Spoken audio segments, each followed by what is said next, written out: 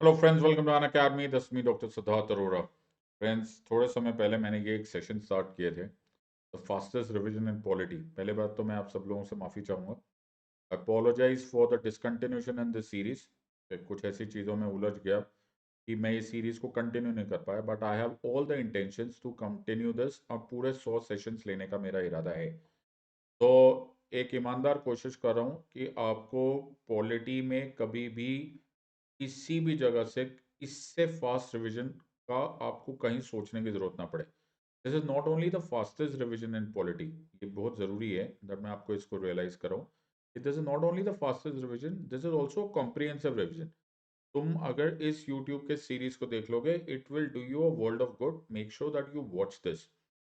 हाँ, ये बात ज़रूरी है कि इससे पहले वाला सेशन और इसमें एक बहुत बड़ा वक्फा हो गया। I did not want that to happen, but हो गया।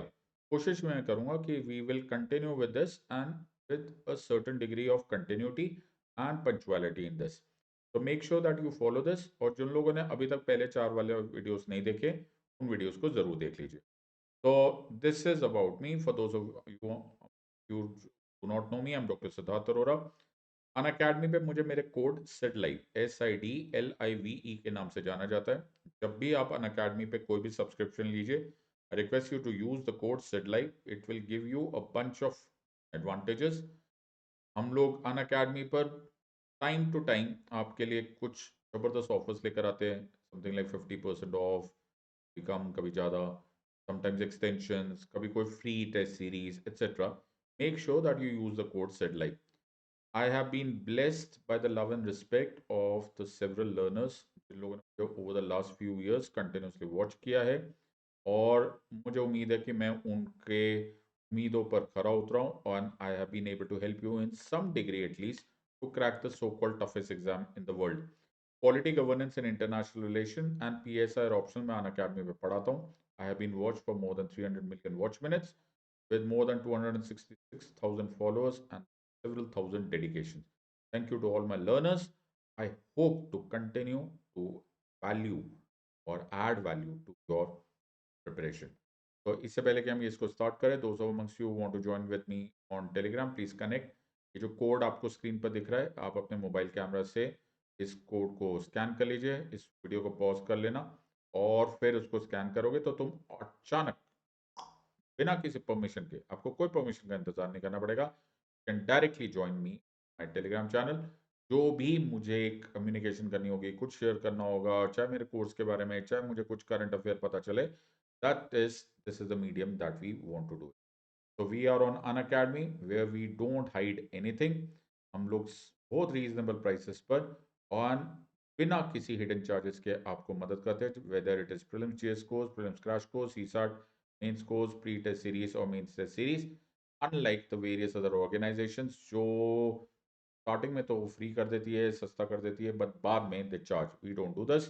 Also huge offer which is available till 24th February आपके लिए अवेलेबल है। Flat 50% off plus 6 months free extension. Please don't miss this. Foundation batch launch हो गए हैं 22 फरवरी से। Online classroom programme भी लॉन्च हो जाएंगे 28 फरवरी से। मेरा कोड है SIDLIVE SIDLIVE। आज का टॉपिक चाहूंगा मैं ये कि आप नोट्स बना लो। आज मैं फंडामेंटल राइट से रिलेटेड टॉपिक स्टार्ट कर रहा हूँ। फंडामेंटल राइट से रिलेटेड जब भी टॉपिक स्टार्ट किए जाते हैं, तो it cannot be done in one shot. It is but understood. It is amongst the lengthiest, the most extensive, and of course, the most important topic of your polity course, and I'm sure everyone is aware of this part. Having said so, आज मैं किसी sequence को follow नहीं कर रहा हूँ, but मैं start करना चाहता हूँ आर्टिकल 21 से। इस आर्टिकल 21 को एक अम्ब्रेला राइट बोला जाता है। अम्ब्रेला राइट इसलिए बोला जाता है क्योंकि आप इस राइट के अंदर अंडर प्रैक्टिकली सब कुछ डाल सकते हो। हेंस इस राइट को इंटरप्रेट करते करते सुप्रीम कोर्ट ने हमारे वाइडन कर दिया है हमारे फंडामेंटल राइट का स्कोप। आर्टिकल 21 में वर्ड्स यूज किया गया है, no person shall be deprived of his life और personal liberty except according to procedure establish by law. Personal liberty से रिलेटेड मैं फिर किसी और दिन पढ़ाऊंगा, इनफैक्ट द नेक्स्ट वीडियो में आएगा। लेकिन लाइफ वर्ड अपने आप में एक बड़ा ही जबरदस्त वर्ड है। My friends, you must appreciate and you must understand that it is not living. LIVING word नहीं यूज किया गया, वर्ड यूज किया गया है life. Let me point out, life is far broader, wider word as compared to a narrower version of the word living, which could be very similar to a physical living। जी सांस ले रहे हैं इसलिए हम living है। Life is a very big word which Supreme Court has used to interpret and expand the scope of Article 21 far beyond the basic mundane existence या biological existence.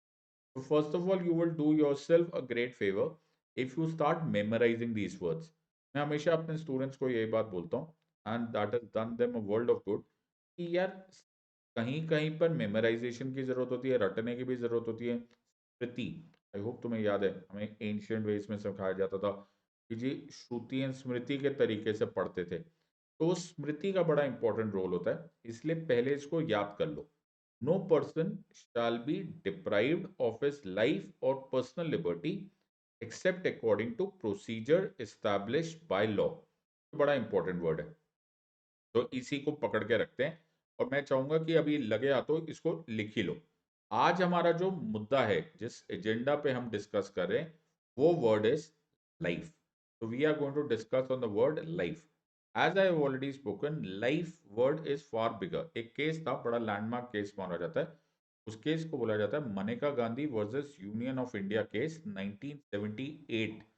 Maneka Gandhi versus union of India case 1978 में honourable supreme court ने अपनी judgement देते हुए ये बात बोली थी that life is not merely physical existence, it is something that gives choice and dignity।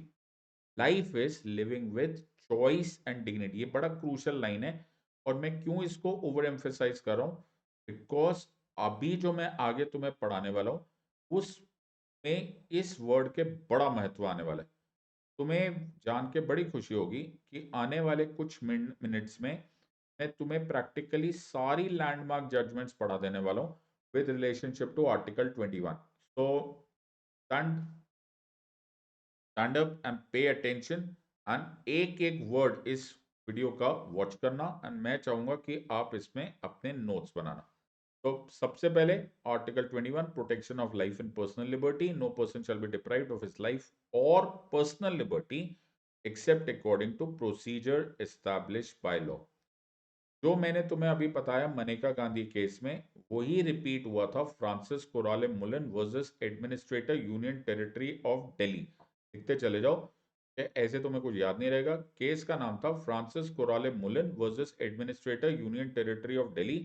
1981 में एक जजमेंट आई थी ऑनरेबल सुप्रीम कोर्ट की, जिसमें जस्टिस पी.एन. भगवती ने भी यही वर्ड्स को रिपीट किया था, that life is living with choice and dignity. I am not repeating them ad verbatim, more or less the substance of them is the same। This was the same thing जो Maneka Gandhi case में बोला गया था, in broadly speaking। So ऐसा नहीं है कि these are the only ones, but these are the landmark judgments इनके basis पे, which followed very important understanding of Article 21। It expanded our jurisprudence and the meaning or the interpretation of the word Article 21।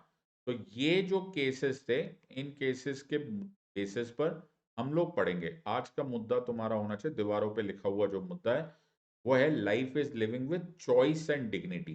Choice and dignity he human existence होता है, बाकी सबका क्या है, सांस लो। तो पहला क्वेश्चन तुम्हारे सामने इतना भयंकर आने वाला है कि तुम्हारे होश उड़ जाएंगे। कैसी बातें करो, पहला क्वेश्चन ही ऐसा, ऐसे ऐसे क्वेश्चन पूछोगे तो कैसे चलेगा। मैं पहला ही क्वेश्चन ये पूछ रहा हूं कि is right to die covered under the ambit of right to life in article 21। कमाल की बात है, मतलब कैसी कैसी बातें हो रही। क्या हम लोग right to life word as provided under article 21 को इस हद तक एक्सपैंड कर सकते हैं? Can we extend, can we stretch the logic of life is living with choice and dignity? क्या हम इस हद तक उसको लेकर जा सकते हैं कि राइट टू डाई को भी उसमें कवर कर लिया जाए?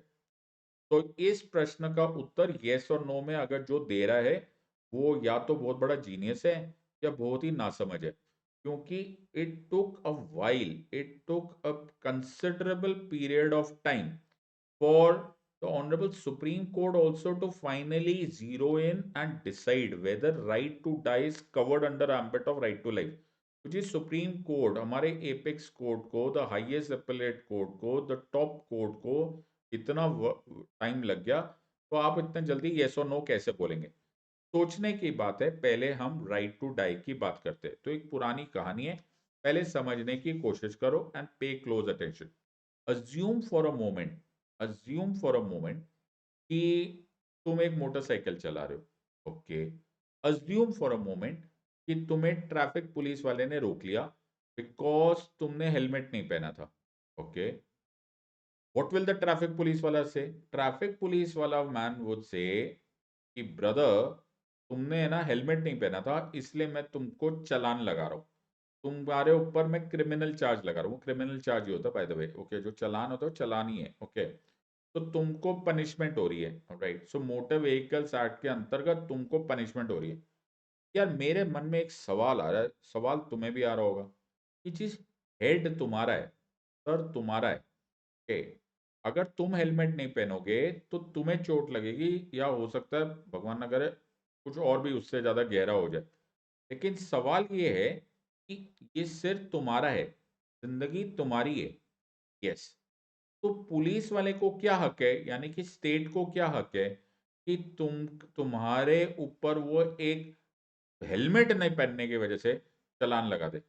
ये सोचने की बात है। It is a point two ponder. यार, am I an individual and do I have the freedom to do whatever what I want to do with myself, or does the state have any business interfering in my life? ये बहुत बड़ा सवाल है। okay, and that takes us to a couple of judgments which will interpret क्या तुम अपनी जिंदगी के 100% अनडिस्प्यूटेड मालिक हो या नहीं। अब इससे क्वेश्चन आता है राइट टू डाई से रिलेटेड, बड़ा इंपॉर्टेंट। तो देयर वर मेनी लॉज जो हमारे यहाँ पर एग्जिस्ट कर रहा था, अभी भारतीय न्याय संहिता नया नया बना है। राइट, आई होप तुम लोगों को रियलाइज हो रहा है, तुम्हें एंजॉय कर रहे हो तुम ये सब कुछ। ओके, सो यूट्यूब वीडियो पे इतना इंटरक्टिव वैसे कम होता है, लेकिन I am still trying to do it. तो मैं एज्यूम कर रहा हूँ कि तुम मेरी क्लास में बैठे हो, तो द वे वी टीच की तरह से मैं तुम्हें पढ़ा रहा हूँ। Coming back to the topic, तो पहले ऐसे बहुत सारे चार्जेस होते थे, ऐसे सेक्शंस होते थे द इंडियन पीनल कोड, भारतीय दंड संहिता में। जैसे सेक्शन 306 होता था, 306 इंडियन पीनल कोड। उसमें क्या होता था?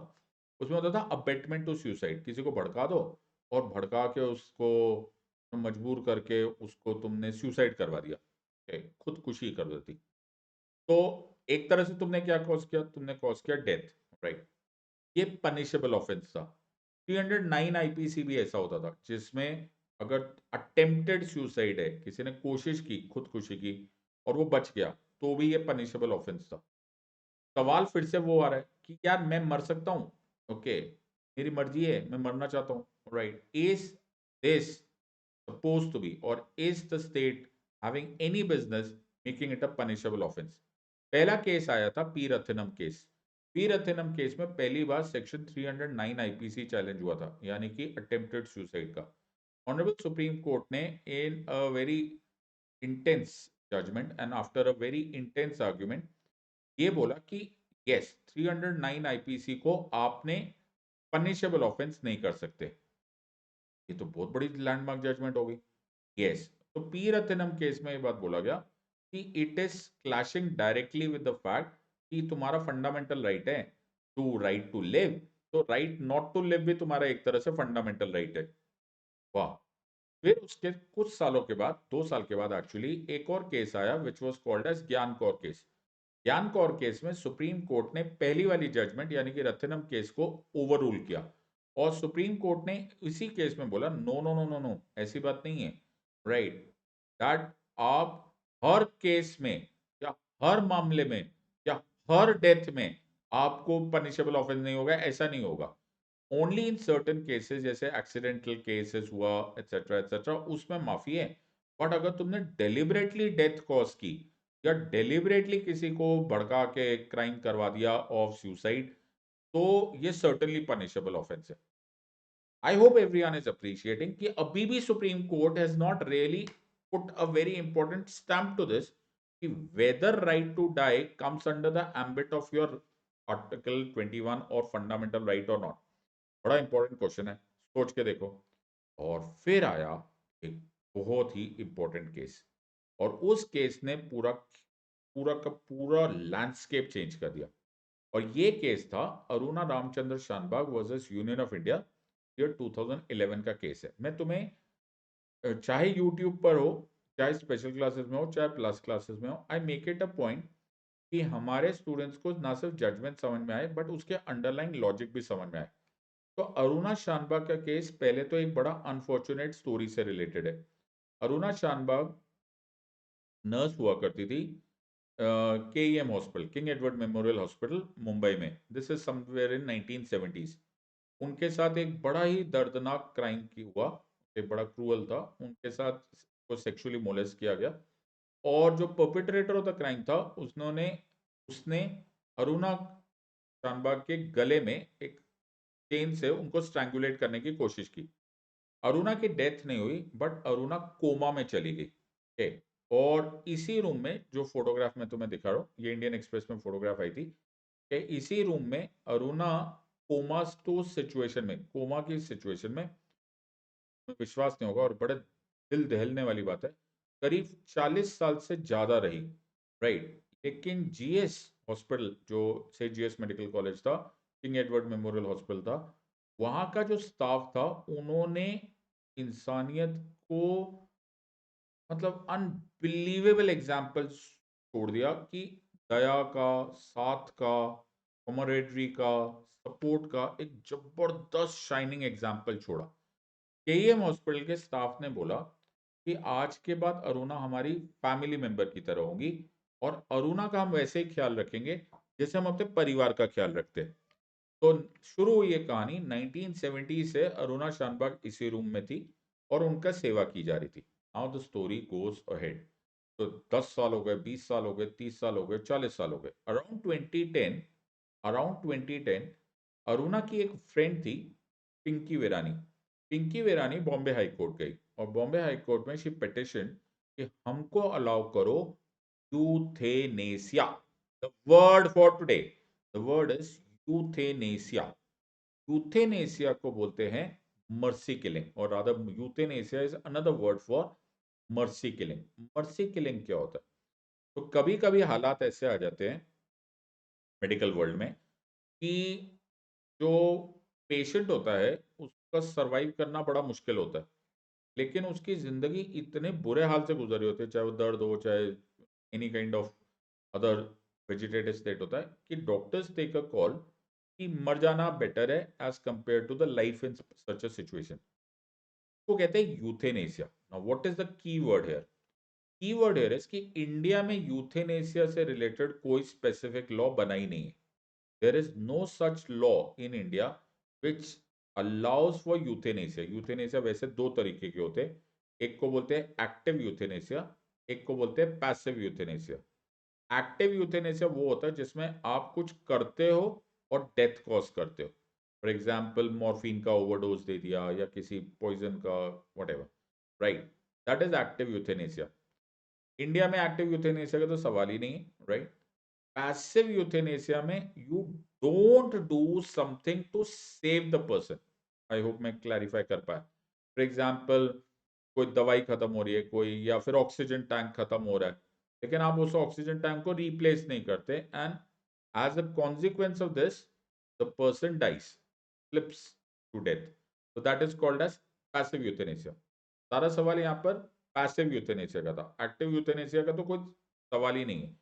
In fact world over, I don't remember, at least I will be happy to be corrected, but maximum countries में पैसिव यूथेनेसिया ही अलाउड है जहां अलाउड है। Active euthanasia I don't think it's allowed anywhere, maybe in an extreme situation, but I'll be happy to be corrected on that part. बात यहाँ पे पिंकी वीरानी जी passive euthanasia की बात कर रहे थे, तो बॉम्बे हाई कोर्ट में वो गई। अब Bombay high court looked at the facts and the circumstances of the case and said nothing doing, we will not allow for euthanasia. One, because there is no law related to it. And to, because if we decided then unregulated euthanasia start हो जाएगी, which we don't want to for the time being touch. Fair enough. So Pinky Virani now comes out of Bombay High Court and goes to the Supreme Court, challenging the Bombay High Court's judgment, and the case becomes Aruna Ramchandra Shanbhag versus Union of India. Union of India, of course, becomes an intervener, and 2011 में ये case हुआ. Bench था justice Markandey Katju and justice Gyan Sudha Mishra का. अब ये question बड़ा खतरनाक है. क्वेश्चन क्या है? क्वेश्चन ये है कि पहले मैं पिंकी विरानी के लॉयर बनने की कोशिश करता हूं. तो what am I saying? I am saying कि my lord, kindly allow us passive euthanasia. मैं पैसिव यूथेनेसिया अलाउ करो. इसलिए अलाउ करो बिकॉज अरुणा शानबाग की सिचुएशन ऐसी हो चुकी है कि she does not have choice and dignity. अब तुम्हें याद है कनेक्शन हो गया मनिका गांधी केस से, फ्रांसिस कोराले केस से. तो लाइफ तो है, जिंदा तो है, लिविंग तो है, जिंदा तो है, लेकिन लाइफ नहीं है. Life is suppose to be human existence living with choice and dignity. अब 40 साल हो गए, she is on a single bed and उनका कोमाटोस सिचुएशन है, परमानेंट वेजिटेटिव स्टेट है, धीरे धीरे बॉडी श्रिवल कर गई है, वीक हो गई है. तो लाइफ इज एंड इस पिटिशन को जब तुम पढ़ोगे तो वो डिटेल में एक्सप्लेन किया गया है दैट क्या हुआ है, अब अरुणा की लाइफ कितनी खराब हो गई है. And very heart wrenching situation, लेकिन पढ़ के बड़ा बुरा लग रहा है. The Honorable Supreme Court looks at the matter and says, देखो, number one, in extreme circumstances, in those exceptional circumstances, we might be inclined to allow you passive euthanasia. No problem. However, a problem stays. So what is the problem? The problem here is life is living with choice and dignity. But Aruna is not here because Aruna is in a comatose situation. Aruna is not here to tell us whether she wants to exercise this choice or not. मैं समझा पा रहा हूँ. Life is living with choice and dignity, but Aruna cannot explain it to us. So how are we?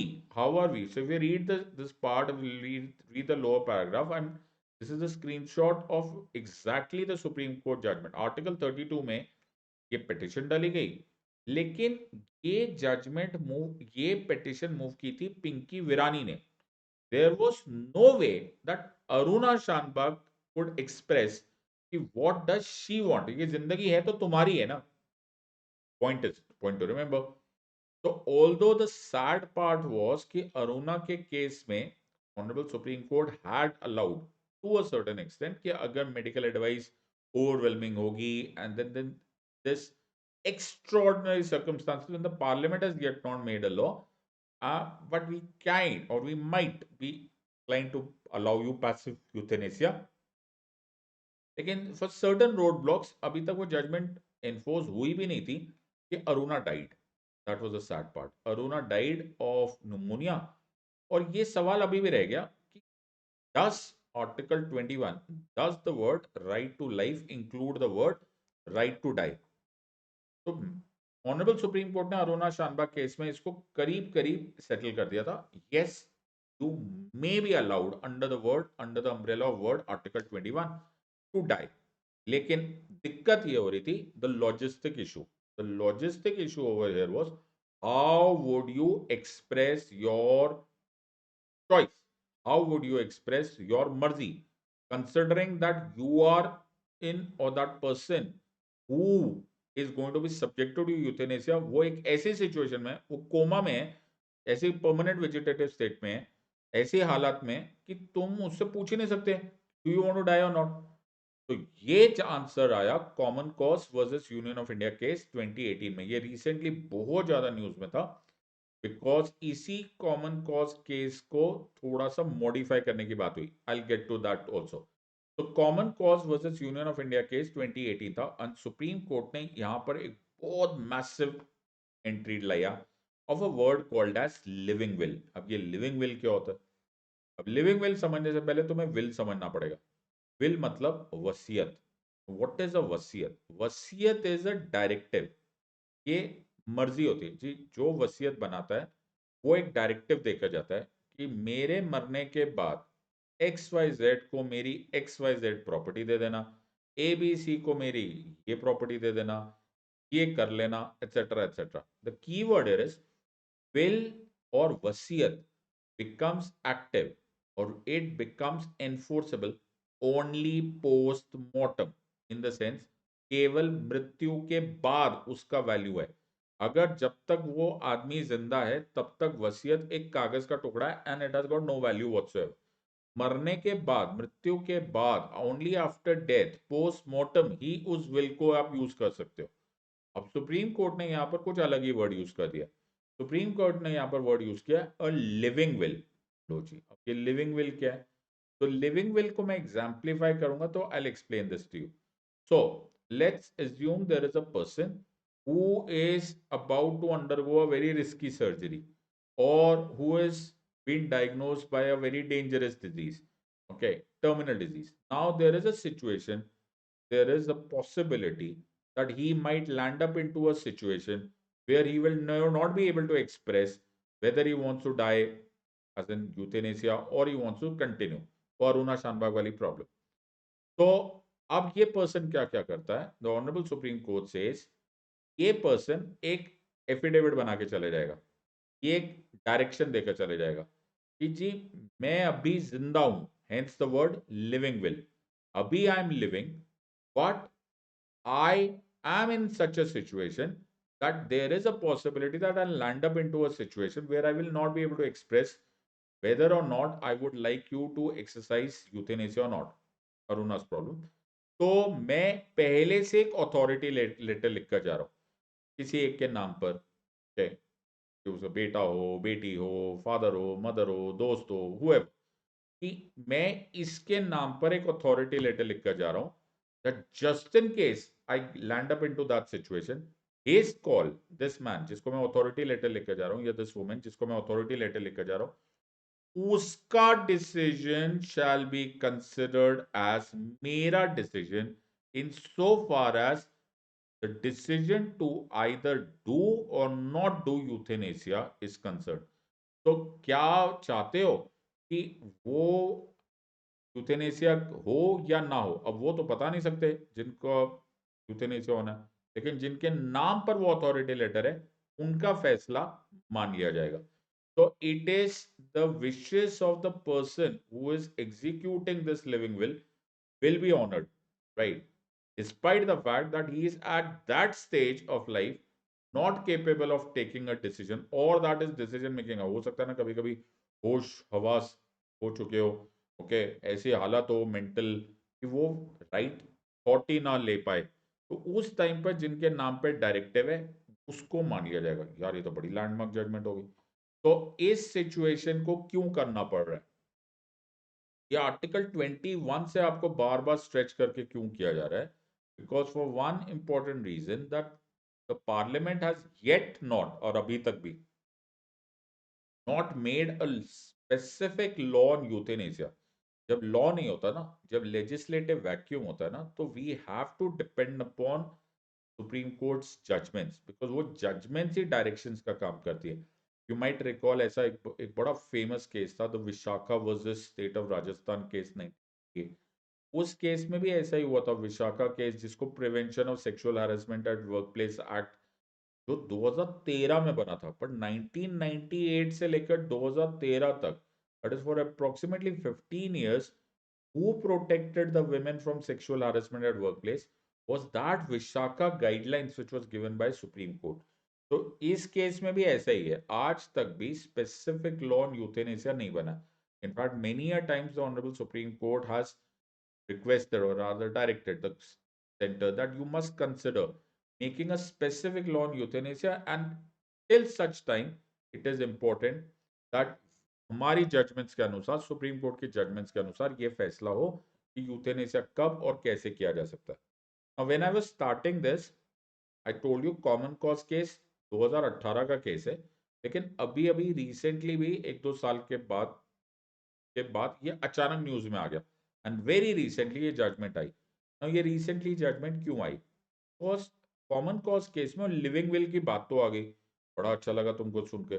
चलो जी ये तो हो गया कि चॉइस तो पता चलेगी कि life is living with choice and dignity में चॉइस तो पता चलेगी, लेकिन उसका जो प्रोसीजर था ना वो बड़ा कॉम्प्लिकेटेड था कि एफिडेविट्स बनाओ, मजिस्ट्रेट्स को बुलाओ, मजिस्ट्रेट के सामने फोन करो, because one on the one hand आपको आर्टिकल 21 को रिस्पेक्ट कराना है, लेकिन तो सुप्रीम कोर्ट को इस बात की भी बड़ी टेंशन थी कि यूथेनेसिया अगर अनरेगुलेटेड हो गया, डिस्क्रिमिनेट करने लग जाए, लोग जैसा मर्जी इसको यूज करने लग जाएंगे, and before you know it के जो अच्छे के लिए करने जा रहा है बुरा होने लग जाएगा। तो सुप्रीम कोर्ट ने उस कॉमन कॉज केस में बड़ी डिटेल्ड गाइडलाइंस दी थी कि ये ऐसा करना चाहिए, इतना मजिस्ट्रेट होने चाहिए, विटनेस होना चाहिए, एफिडेविट होना चाहिए। अब 2019 में एक एप्लीकेशन लगाई गई Indian society for critical care ने, और सुप्रीम कोर्ट को बोला कि माय लॉर्ड, है तो वेल इंटेंशनड आपका जो डायरेक्शन है सर आंखों पे, लेकिन दिक्कत ये है कि जब एक घर में ऐसी स्थिति हुई होती है कि जहां पर मृत्यु हो रही है या कोमाटोस सिचुएशन हो रहा होता है, तो ये बड़ा ही अनलाइकली है कि किसी को इतने सब जुगाड़ करने का, इतना भागदौड़ करने का स्कोप मिलेगा, और एक कौन जाके एफिडेविट बनाए, मजिस्ट्रेट ढूंढे, बिकम्स वेरी वेरी डिफिकल्ट।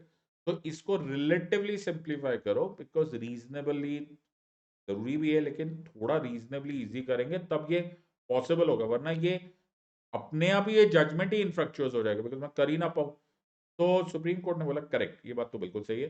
तो सुप्रीम कोर्ट ने इसको सिंप्लीफाई किया। सो ये हेडलाइंस थी, what is a living will, तो मैंने लिविंग विल तुमको बता दिया। And the new supreme court order for simplifying passive euthanasia. देखो एक एक वर्ड देखो, मैंने तुम्हें कितना प्यार से पढ़ा है। मैंने तुम्हें लिविंग विल भी पढ़ा दिया, और मैंने ये भी बताया कि पैसिव यूथेनेसिया की बात हो रही थी, it was a passive euthanasia, ये कभी भी एक्टिव यूथेनेसिया की बात हो ही नहीं रही थी। तो might as well make red colour note out of it. कभी भी ऐसा मत सोच लेना कि एक्टिव यूथेनेसिया हो रहा है, ये हमेशा पैसिव यूथेनेसिया की ही बात हो रही है। तो लिविंग विल बना दिया गया, और सुप्रीम कोर्ट ने इसको रिलेटिवली इजी कर दिया। अब चाहे तो तुम इसके बारे में थोड़ा बहुत ध्यान दे सकते हो, चाहे तो ना भी दो, लेकिन अभी के लिए मैं चाहता हूं एक बार तुम लोग मेरे साथ ये एक पैराग्राफ पढ़ लो। In the 2018 judgment, it was noted in 2018 judgment that unlike other countries, and I quote, there was no legal framework in our country as regards the advanced medical directives. ये बड़ा जरूरी पॉइंट था कि हमारे यहाँ पर लॉ ही नहीं है। तो अब सुप्रीम कोर्ट की जिम्मेदारी है, तो सुप्रीम कोर्ट को सारे के सारे क्वेश्चंस भी लेने पड़ेंगे। फिर आगे देखेंगे, it was the constitutional obligation of the court to protect the right of citizen as enshrined under article 21 of the constitution. ओ तुम्हारे मन में खुशी तो जागृत हो ही गई होगी, क्योंकि मैंने पहला क्वेश्चन यही पूछा था कि राइट टू डाई क्या आर्टिकल 21 के राइट टू लाइफ में आता है। तो अब तुम हेंस प्रूव करके चिल्ला सकते हो दैट यस आता है, article 21 does come cover under its ambit right, article 21। So, moving further, it was therefore held, and I quote again, an advanced medical directive would serve as fruitful means to facilitate the fructification of the sacrosanct right to life with dignity. ओ फिर से तुम्हें clarification हो गया। मैंने तुम्हें क्या बोला था, मनेका गांधी केस में क्या बोला था, life is living with choice and dignity. तो तीनों पॉइंट्स कनेक्ट हो गए। अब तुमको समझ में आया कि अगर प्यार से पढ़ाया जाए, समझा के पढ़ाया जाए, एक्सपर्टीज से पढ़ाया जाए, तो कनेक्शन हो जाता है। तो मैंने तुम्हें बिना कुछ लिखे, मैंने देखो एक बार भी ना पेन लिखा, पेन से लिखा, ना बोर्ड पे हो, कुछ भी नहीं हो, मुझे पता भी नहीं चल रहा कि तुम्हें समझ में आ रही है, because this is a one way street. YouTube पर वन वे कम्युनिकेशन होता है, बट मुझे सबको, मेरे को ऐसा अपने आप ऐसा इमेजिन हो रहा है कि तुम्हारे मुंह से आहा जा रहा होगा, हाँ यार समझ में आ गया। तो all the dots are connected. Yes, article 21 says life. Yes, Francis Corale Mullen case and Manika Gandhi case says life is living with choice and dignity. Yes, right to die is covered under Article 21 under Aruna Ramchandra Shanbag case judgment, and later on common cause case ने उसका procedure बता दिया, the terms of living will, and very recently that procedure has also been simplified. So the word here is it has been simplified. So court required advance directives to not only be executed in presence of two attesting witnesses, but also countersigned by judicial magistrate first class.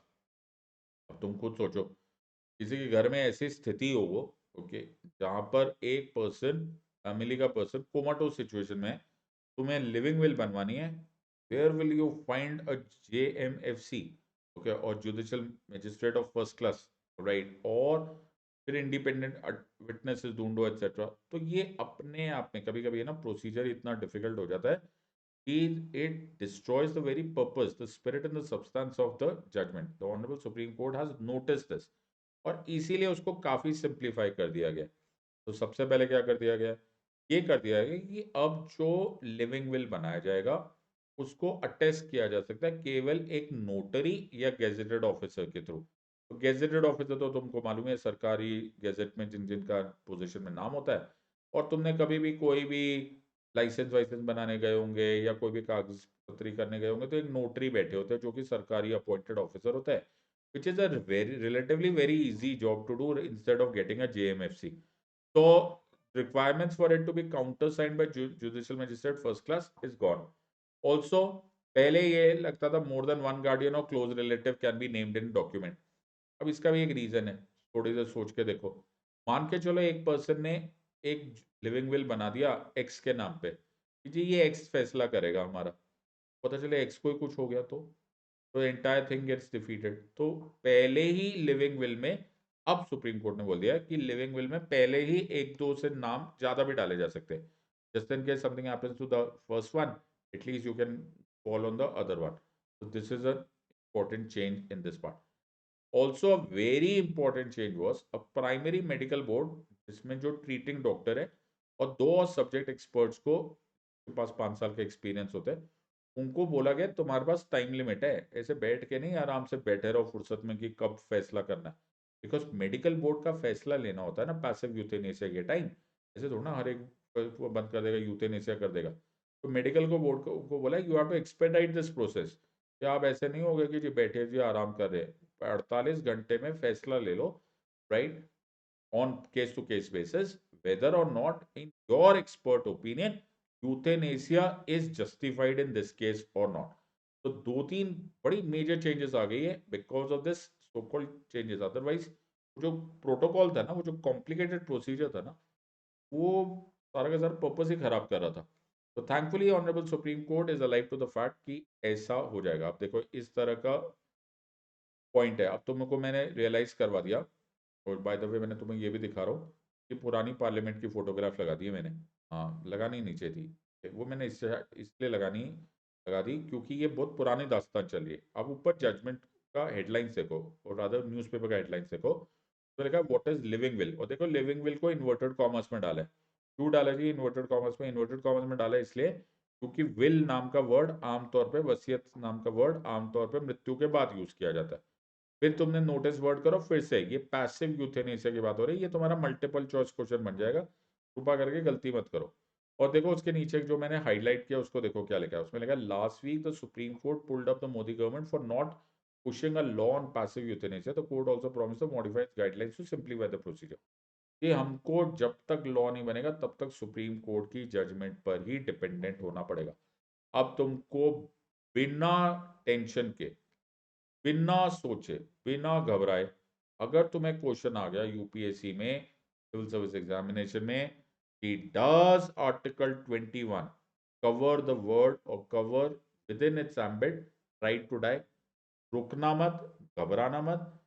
बहुत अच्छी तरह से मैंने तुम्हें explain कर दिया। तुम mains का आंसर भी लिख सकते हो, you can easily write this answer and you will be able to finish off this answer. तो अगर तुम इस क्वेश्चन को देखोगे तो तुमको बहुत सारी जजमेंट्स मिल जाएगी और तुम्हारे पास फैक्ट्स बहुत अच्छे होंगे। एक्चुअली ये सब कुछ क्या हो रहा है, ये एक्चुअली हो रहा है justice, this is happening justice. Justice is a very important friends element of what the court does. थोड़ी देर सोच के देखो कि एक इंसान जिसको जिंदगी और मौत में जिंदगी बदतर लगने लग गई, क्या मजबूरी है कि जी लॉ ने क्योंकि बोल दिया कि यूथेनेसिया है ही नहीं, या फिर यूथेनेसिया के बारे में लॉ ही नहीं बना, does it mean that he has to suffer? No. ऐसे टाइम पर आता है जजमेंट्स, ऐसे टाइम पे आता है supreme court. Supreme court is a temple of justice. तो टेम्पल ऑफ जस्टिस हो रहा है, लॉ नहीं होने पर भी supreme court will interfere, intervene and decide.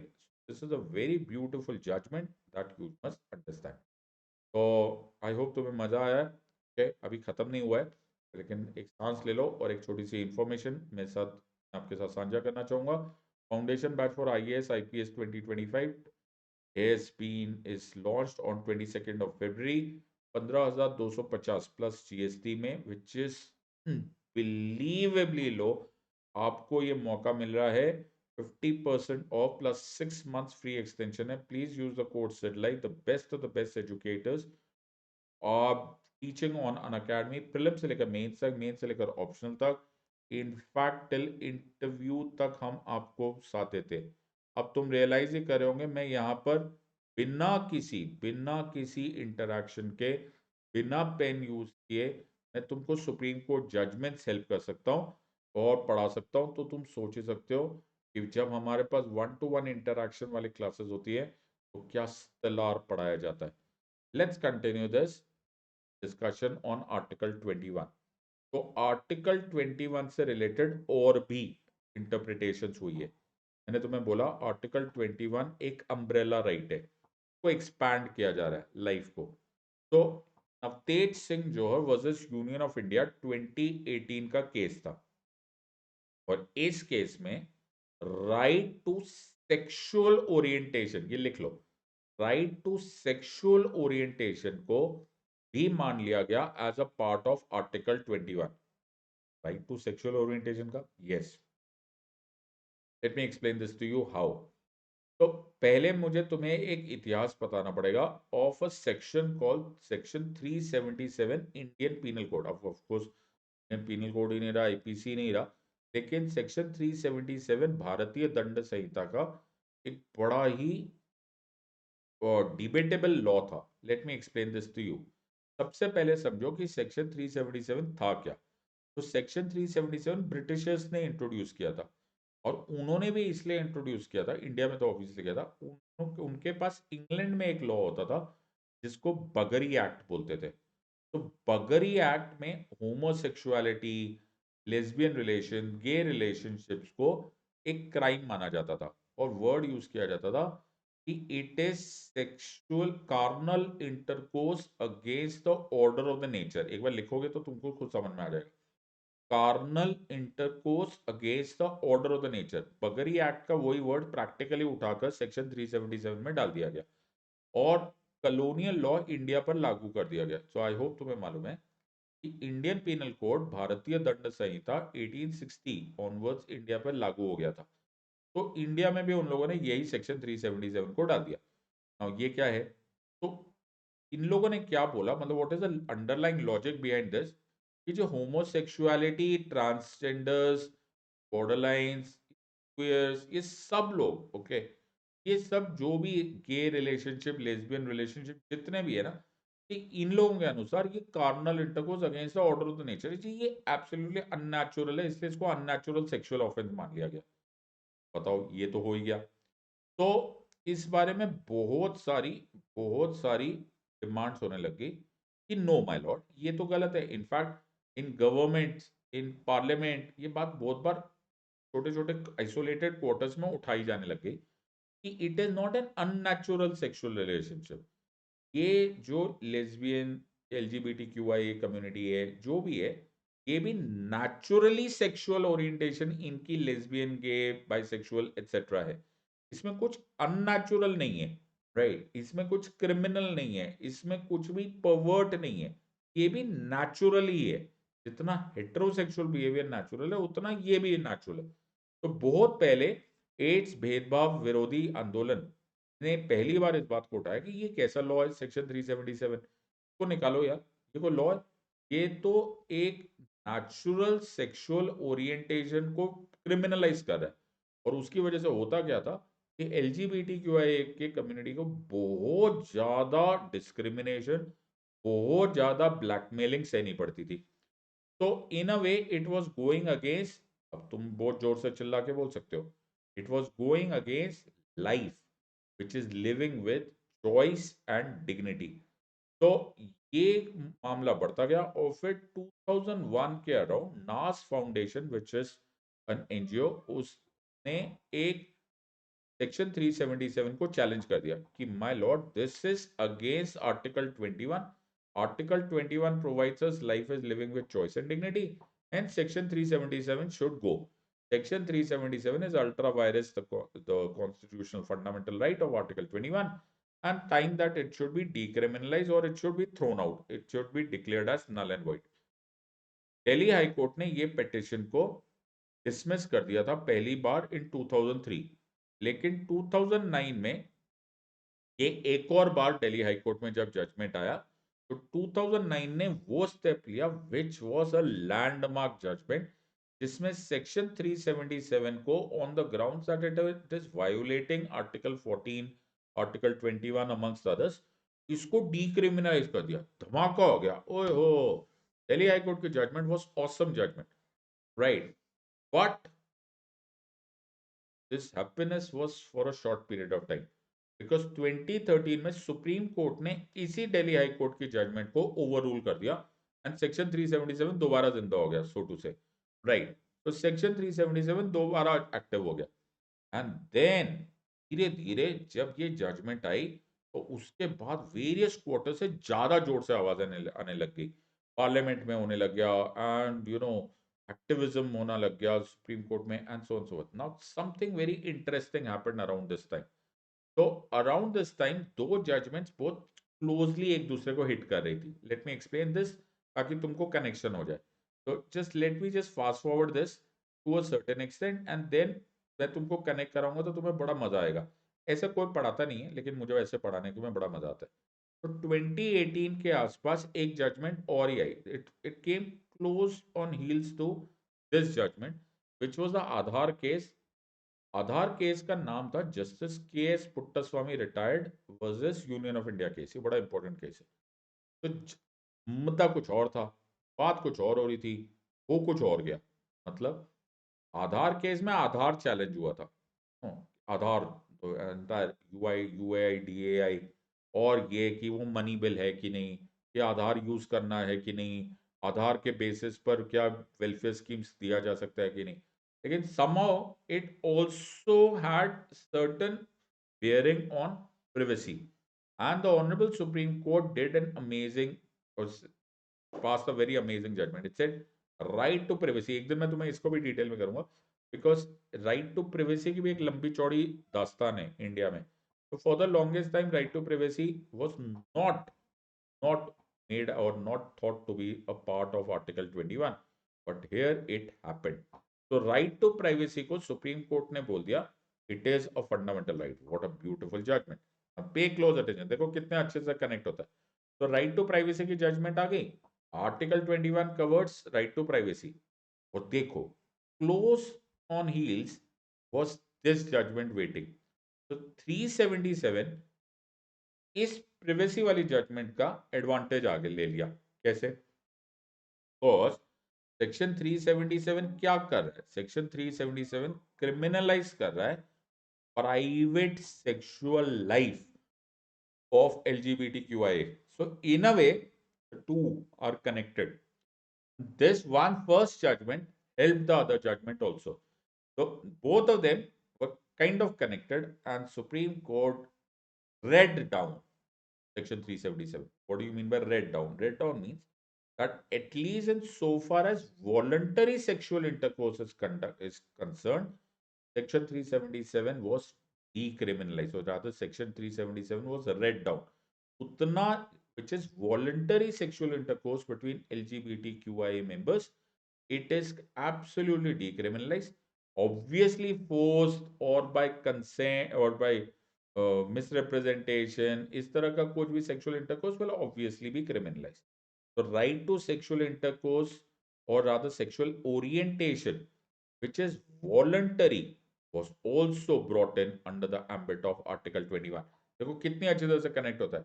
और इससे एक चीज और रियलाइज होती है जो शायद तुम्हारे मन में अभी आ भी रहा होगा अगर तुम इंटेलिजेंटली इस पूरा वीडियो को देख रहे होंगे. तो यार ऐसा कैसे होता है कि सुप्रीम कोर्ट में पहले राइट टू प्राइवेसी बहुत बार डिमांड किया गया, but then it happened only in 2018. Furthermore, right to sexual orientation भी पहले 2013, as late as 2013, 2012, 2013 supreme court ने ओवर रूल किया था दिल्ली हाई कोर्ट के जजमेंट। तो उस टाइम पर हुआ, तो फिर 6 साल के बाद ऐसा क्या हुआ? This is something that all of you as students of law must understand, और ये बड़ा इंपॉर्टेंट है। Very oft repeated line, it says that Constitution is a living, breathing document. Yes, you heard it right. Constitution is a living document. Constitution कागज पे लिखा हुआ, एक पन्ने पे लिखे हुए स्टैटिक वर्ड्स नहीं है। It can be interpreted. ये वक्त के साथ इंटरप्रिटेशन चेंज होती है, and the final interpreter is always the supreme court. So Supreme Court always has its ears to the ground, always is very very observant of what are the social changes understanding।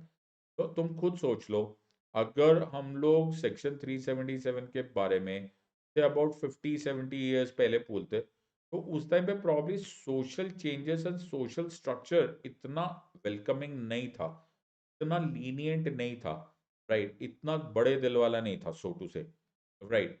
तो supreme court भी उसी के अनुसार change करता रहता है। Please remember, law हमेशा alter होता है, लॉ चेंज होता है, it changes, it revolves around the society. There is a beautiful corelationship between the law, between the state, the society, individual, the courts and so on so forth।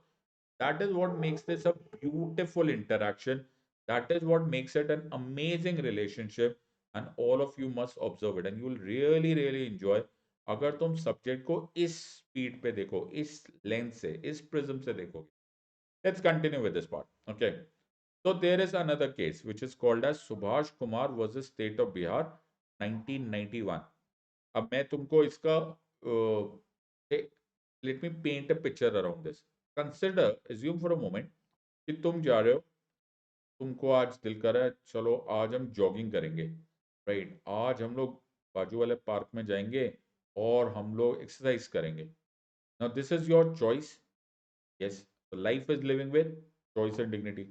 लेकिन तुम जाते हो और तुम बोल रहे हो कि यार स्टेट जो है वो ऐसे हालात पैदा करने में या ऐसे सिचुएशन को, ऐसे एनवायरनमेंट को सॉर्ट आउट करने में नाकामयाब हो रही है या फिर कुछ कर ही नहीं रही है जिससे कि पोल्यूशन कंट्रोल में आ जाए। और रोज न्यूज़पेपर में आ रहा है कि जी बाहर मत निकलना, बाहर निकलोगे बहुत जबरदस्त पोल्यूशन है, it could be damaging to your health, अंदर ही बैठे रहो। Now, do you realize कि it is in fact unreasonable because of the polluted environment of which or around which the state has not done anything। तो ये बड़ा important है, क्योंकि स्टेट अगर कुछ कर रहा है इसके बारे में या कोशिश कर रहा है, फिर तो ऑब्वियसली आप स्टेट को गर्दन नहीं पकड़ सकते। लेकिन अगर बाई चांस स्टेट इस पोल्यूशन कॉज कर रहा है या फिर ऐसा कुछ कर रहा है कि उस, या ऐसा कुछ नहीं कर रहा है जिससे कि पोल्यूशन कंट्रोल हो जाए, then that might be understood as violation of Article 21। तो Subhash Kumar versus state of Bihar 1991 में सुप्रीम कोर्ट ने ये भी इंटरप्रेट किया हुआ है दैट आर्टिकल 21 में जहां life is living with choice and dignity लिखा है ना, उसमें इस वर्ड को भी इंटरफेयर समझा जाए और इसको भी इंक्लूड किया जाए कि right to unpolluted environment is to be also understood as part of article 21। Then Fahima Shirin, R K Fahima Shirin versus state of Kerala, ये बड़ा रीसेंट जजमेंट है। इसमें right to use of internet को आर्टिकल 21 बोल दिया गया। बताओ। हाँ, एक मिनट रुको, इसमें एक इनविजिबल वर्ड है जो तुम्हें दिख नहीं रहा है, वो है right to responsible and reasonable use of internet. देखो, इंटरनेट जो है वो एक मीन्स ऑफ कम्युनिकेशन हो सकता है, वो मीन्स ऑफ एम्पावरमेंट हो सकता है, वो मीन्स ऑफ इंफॉर्मेशन टेक्नोलॉजी जो कुछ भी आप यूज कर रहे हो, या फिर आज के डेट में तो वोकेशन भी हो सकता है, could be a profession also. तो reasonable use of internet, responsible use of internet भी तुम्हें क्या दे रहा है? तो तब भी तुमको मिल रहा है life is living with choice and dignity. ये बड़ा इंपॉर्टेंट है। तो अब इसका ये कतई मतलब नहीं है कि तुम इंटरनेट के लिए डिमांड करने लग जाओ कि हमें तो नेटफ्लिक्स देखना है, हमें तो वीडियो गेम्स खेलनी है, या हमको चैटिंग करनी है, ये सब नहीं, राइट। वो भी रीजनेबली अलाउड है, लेकिन it has to be reasonable. अब इसका मतलब जब रीजनेबल होता है ना, तो ये भी याद रखना कि कभी कभी नेशनल सिक्योरिटी लेवल पर sovereignty, security, unity, integrity, public order, public peace, riot like situation, ऐसा कुछ भी हो रहा है, उस स्थिति में state is well within its powers to block your internet also. तो ऐसा मत सोच लेना कि जी अभी सिद्धार्थ सर ने बता दिया है कि फाहिमा शरीन केस में कि right to reasonable use of internet है और स्टेट ने जी बंद कर दिया, ये तो हमारा वायलेशन ऑफ आर्टिकल 21 है। सर्टनली नहीं है। Right, right to reasonable use of internet है, लेकिन उतना ही अलाउड है स्टेट को भी। State is also well within its powers to restrict the use of internet, अगर ऐसी स्थिति स्टेट को लग रही है कि yes they can justify their action on the grounds that इसकी वजह से राइट्स फैलने के चांसेस है and so on and so. फिर एक और बड़ा फेमस केस था which is called as Olga Tellis versus Bombay municipal corporation, 1985 का केस है। इसमें एक बड़ा इंटरेस्टिंग बात है, इस केस को बड़ा फेमस पेवमेंट ड्वेलर्स केस बोलते हैं। कभी भी तुम अब मोर ऑफन देन नॉट कभी भी ऐसे डेमोलिशन ड्राइव का कभी भी न्यूज देखोगे ना, और अगर कभी डिटेल्ड एक्सप्लेनेशन आ जाए न्यूज़पेपर में, तो just keep scrolling down and कहीं ना कहीं you will get the reference to this case, Olga Tellis versus Bombay municipal corporation. Olga Tellis was Indian Express की एडिटर, और ये केस पेमेंट ड्वेलर्स केस इसलिए कहलाया क्योंकि जो पेमेंट ड्वेलर्स थे बॉम्बे में, भाई नाउ बॉम्बे में और मुंबई में, उनको तब बॉम्बे म्युनिसिपल कॉर्पोरेशन ने डिमोलिशन कर दिया था। उनके वो फड़ियां जो होती है, जो टेम्पररी पेमेंट पर फड़ियां लगाए जाते हैं, ओल्गा टेलिस ने ये एक PIL public interest litigation file किया था which landed up to become a landmark judgment which was Olga Tellis versus Bombay municipal corporation. इसमें supreme court interpreted that right to livelihood भी आर्टिकल 21 है। क्यों? राइट टू लाइवलीहुड, अपना लाइवलीहुड अर्न करना भी तो तुमको देगा living with choice and dignity. तो तुम्हें मैंने बोला था ना कि पहले जो कुछ वर्ड्स मैंने तुमको याद कराए का कुछ रीजन है। It is important that you focus on the underlying dynamics of the subject and then you will be easily able to understand. तो उस वर्ड को पकड़ना बड़ा जरूरी है। Let's get down to the last amongst this. तो ये case तो बहुत ही चर्चा में रहा। तो this is called as Shafin Jahan versus Ashokan K 2018 की केस, लेकिन पॉपुलरली इस केस का नाम हादिया केस था। तो Hadiya was the taken name of a lady called as किला अशोकन। अशोकन के एम अशोकन उनके पिताजी थे, शफीन जहान उनके हस्बैंड का नाम है। तो अखिला Ashokan, born in a Hindu परिवार, decided to change her faith to Islam and marry a person called Shafin Jahan, and both of these actions were done by her own voluntary decision. It was by her own consent. अब ये case कुछ अलग ही angle पर चला गया। जब अखिला अशोकन यानी कि हादिया ने ये निकाह किया शफीन जान के साथ, तो अशोकन के उनके पिताजी ने इनकी इस मैरिज को केरला हाई कोर्ट में चैलेंज कर दिया on the grounds, number one, that she has no right to change her own faith without asking the guardian और the parent. This is number one. Number two, obviously उसके कुछ और भी miscellaneous angles भी थे कि she is not in a correct sense of mind, she's been brainwashed to take this marriage and whatever. We are not getting into all that stuff. Either ways, Kerala High Court ने अशोकन केम की इस petition को favourably decide किया and अखिला अशोकन की marriage को null and void declare कर दिया। Against this judgment of Kerala High Court, Shafeen Jahan goes to the Supreme Court and the case is on your screen. The case becomes Shafeen Jahan versus Ashokan Kim. This is against the judgment of Kerala High Court, which has decided that this marriage be decided as null and void. However, in this case, Supreme Court ne, after considerable judgments and considerable arguments and considerable share of media in this, Supreme Court, however, went very heavy on this part.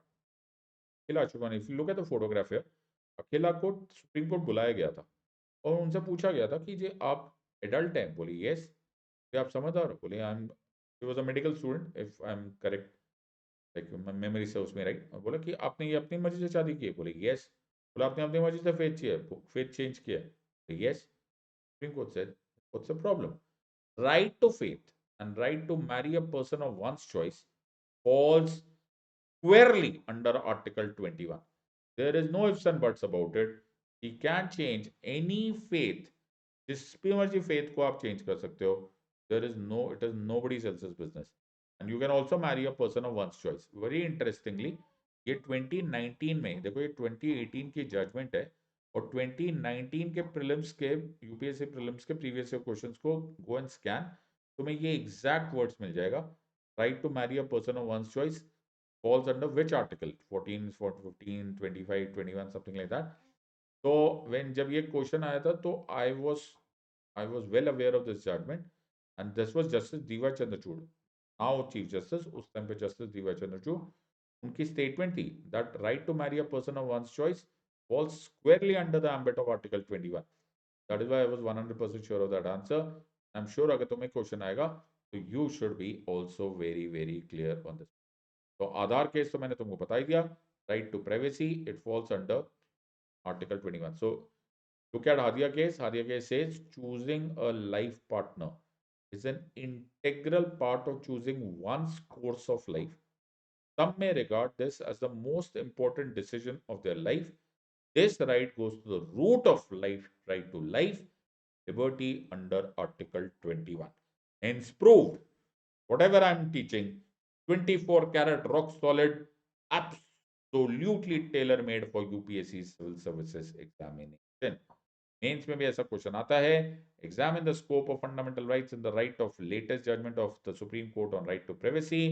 When you come study with us, we will be able to deal and address with such questions in further detail. But I hope you are absolutely aware, इस थोड़े से time period में मैंने तुमको ये सारी judgements पढ़ा दी है. And I think in enough detail, इतनी डिटेल में तो बहुत सारे डेडिकेटेड क्लासेस में भी नहीं पढ़ाया जाता है. मैंने तुमको यूट्यूब पे भी पढ़ा दिया है. Make sure that you don't miss this opportunity. आपका बहुत बहुत स्वागत है हमारे अन अकेडमी प्लेटफॉर्म पर. Please join us. Best of the best educators for a realistic chance of cracking this exam. Please don't forget to go use my special code SEDLIVE to get this amazing opportunity. As promised, I would strive to continue these series. As I said, मैंने starting में बोल दिया था, I regret that हम लोगों ने इसको discontinue किया है, but it will no longer be discontinued. God willing, I will bring the next subsequent video. I hope you have enjoyed this. Comment section में डालो what were your thoughts about this entire judgment series. Article 21 के बारे में आपके क्या विचार है? And I'll be very very happy to read your comments. The words of an academy.